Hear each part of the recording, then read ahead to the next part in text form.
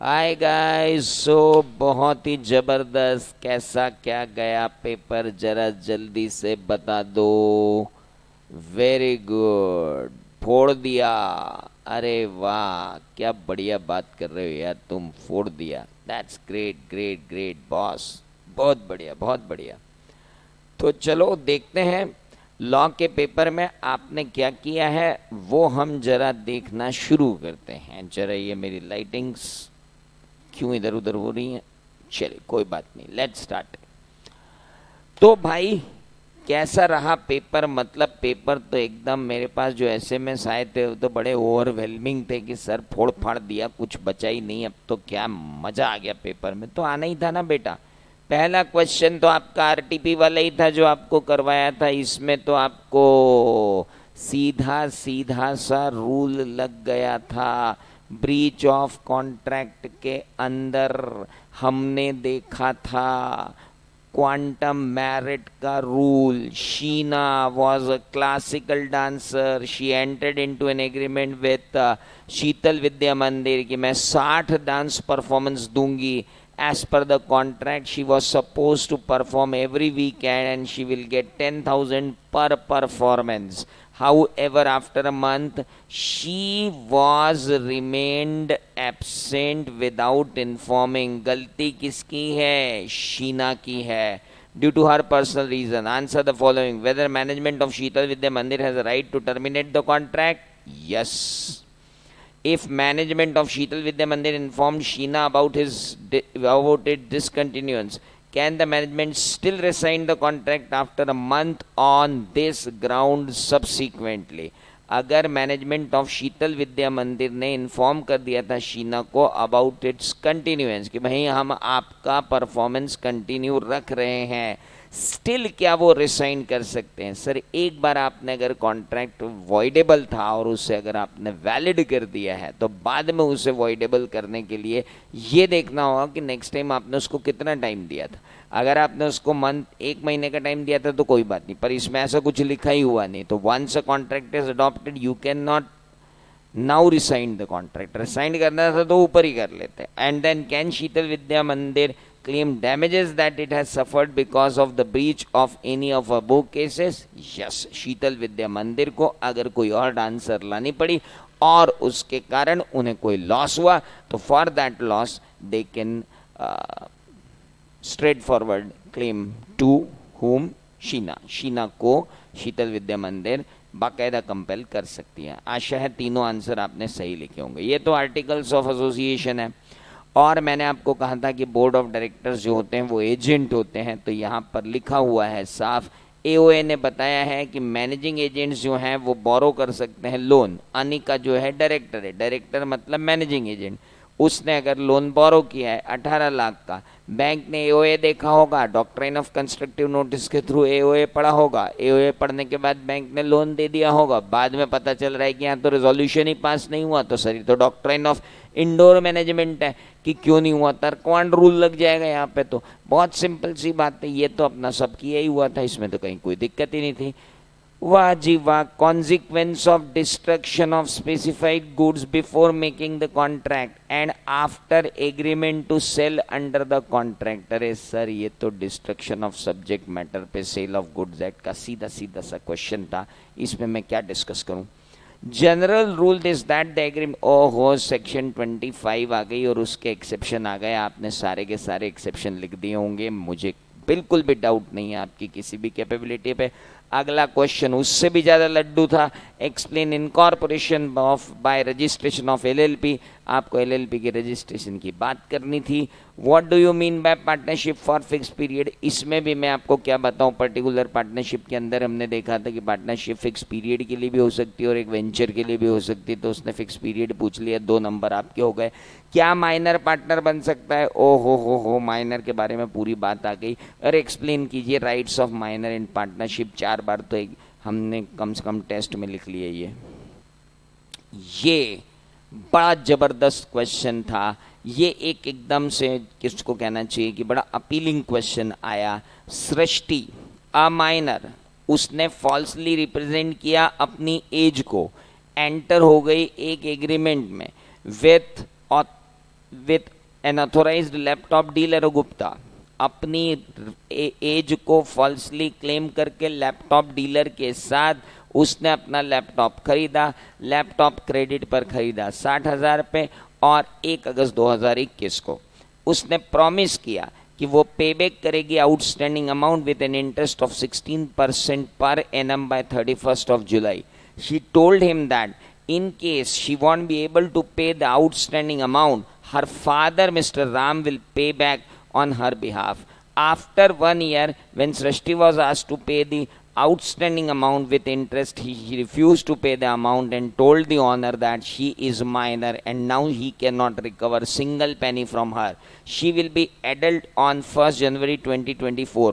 Only after that agreement can be ratified. Explain with the minor. भाई साहब इतना प्यारा क्वेश्चन पूछा कि माइनर के सारे रूल पूछ डाले।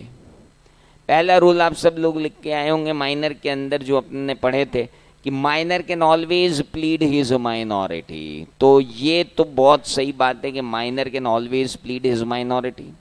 दूसरा रूल मैंने आपको लिखवाया था कि माइनर अपनी कॉपी से तो बाहरी पेपर नहीं गया, अपनी जो कॉपी नोट्स की तैयार है उसके बाहर पेपर ही नहीं है, सब कुछ कॉपी में लिखा है। दूसरी बात मैंने आपको लिखाया था कि माइनर के एग्रीमेंट के लिए पेरेंट्स रिस्पॉन्सिबल नहीं होते। और तीसरा रूल मैंने आपको लिखाया था, a minor can not ratify his act done during minority after attaining majority. So by filing a case against trustee, a minor for recovery of outstanding amount with interest नहीं मिल पाएगा। By filing case against Ram father नहीं हो पाएगा। File killing trustee, a minor recovery of outstanding amount after she attains majority नहीं हो पाएगा। तीनों नहीं हो पाएंगे। बड़ा इजी क्वेश्चन था, अगर कंसेप्ट क्लियर थे आप सब लिख के आए हैं, कोई दिक्कत ही नहीं है। Implied condition sale by sample में क्या होती है? वाह भाई वाह भाई वाह भाई वाह, बहुत ही बढ़िया बात है। एबीसी एसोसिएट एक पार्टनरशिप है, मैं 1990 से, क्या लिखना था उसमें? तो कुछ भी नहीं लिखना था, सब आपको मालूम ही है। उसमें डायरेक्ट क्वेश्चन में मैं आपको क्या बताऊं। मेसर्स एबीसी एसोसिएट एक पार्टनरशिप फर्म है 1990 से। मिस्टर ए और मिस्टर बी और Mr C partner hai in a firm since beginning. Mr. A, being a very senior partner of age of 70 years, transfer his share in firm to his son, Mr. Pratik, a chartered accountant. Mr. B and Mr. C were not interested that Mr. Pratik join them as a partner in MSB and associate. After some time, Mr. Pratik felt that books of accounts were displaying only a small amount of profit despite of huge turnover. He wanted to inspect the books of accounts of the firm, arguing that his entitlement as transferee. However, the other partner believed that he cannot challenge the books of account. Can Mr. Pratik be introduced as a partner if his father want to get the retirement? An advisor help them to resolve. Sir transfer of interest पूरा पढ़ा था हमने, ये तभी हो सकता है जब बाकी सारे पार्टनर राजी हों। अगर बाकी सारे पार्टनर की इजाज़त के बिना आपने अगर किसी को अपना इंटरेस्ट ट्रांसफ़र कर दिया तो that will become basis for dissolution of partnership. याद आया? हाँ, तो पहले उन दोनों की अप्रूवल के बिना बंदा नहीं आ पाएगा, और अगर आ गया तो उसके बाद भी हमने पढ़ा था कि during continuance of the firm